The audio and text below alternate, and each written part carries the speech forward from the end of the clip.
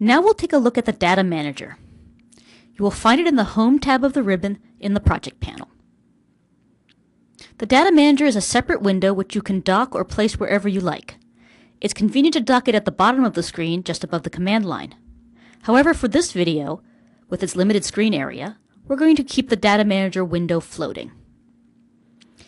As its name suggests, the Data Manager lets you view and edit all the data in your drawing or project.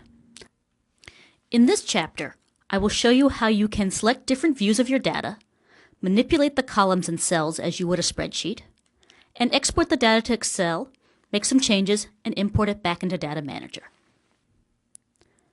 By default, the tree view in the left pane shows the drawing data, organized by area, and then by object type. You can change the display to show all data for the project by selecting the Plant 3D Project Data option from the drop-down list. As you can see, this project has two areas, Area 30 and Area 62. We are going to look at the piping data for Area 30 of this project.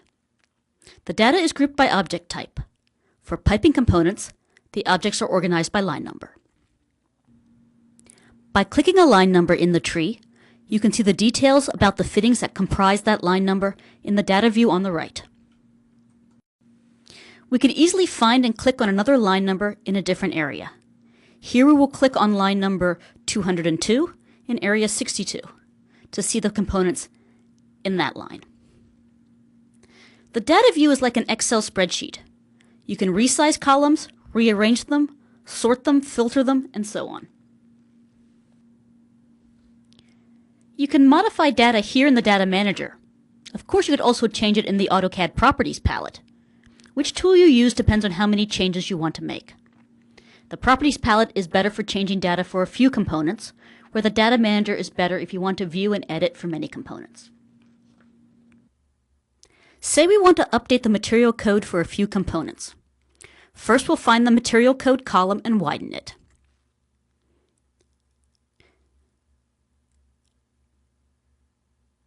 Clicking on the column header, the material code will sort. Now we will select the value we want to change and type in our new value. Once we've updated one cell, we can copy and paste this value into other cells. One paste action is all that is needed to update all the selected cells. Of course, you cannot edit all cells. The cells with the white backgrounds are the ones that are fully editable. Cells with a gray background, such as size, are read-only and cannot be edited. Now we'll export the project data to Excel for further editing. You do this by clicking the Export on the Data Manager toolbar.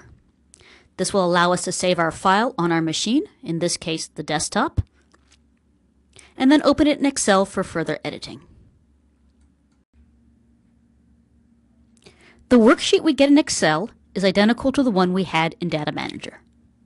Any fields that were read-only in Data Manager are also read-only in this Excel sheet. When you try to change one of these read-only cells, Excel will give you a message that the field is read-only. All of the locked cells are read-only. Of course, any field that is not locked, you can enter values in, cut, copy, paste, just like you would any other Excel document. Here I copy an existing material code into some blank fields. I will now update the Schedule 40 ratings to that of Schedule 80. I'm going to unprotect the sheet first so that I can sort and filter the data.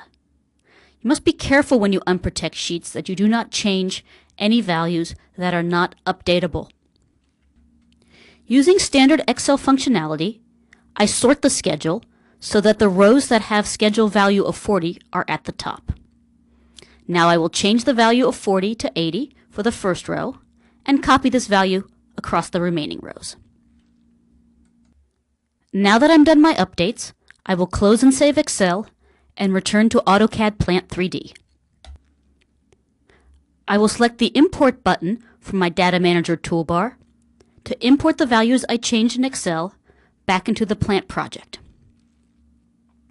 Selecting my spreadsheet and opening it will start this import. Data Manager does not automatically change your data when you do this import. Instead, it highlights the values that have proposed pending changes. From inside AutoCAD Plant 3D, I can decide if I want to accept or reject each change. Hovering over one of these yellow cells, I can see the previous value before the import.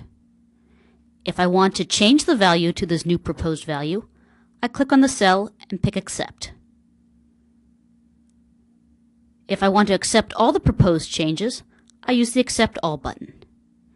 There are also Reject and Reject All buttons available. I hope you've enjoyed this brief introduction to Data Manager. As you can see, it is an easy yet powerful way of interacting with your project data in a spreadsheet-like environment.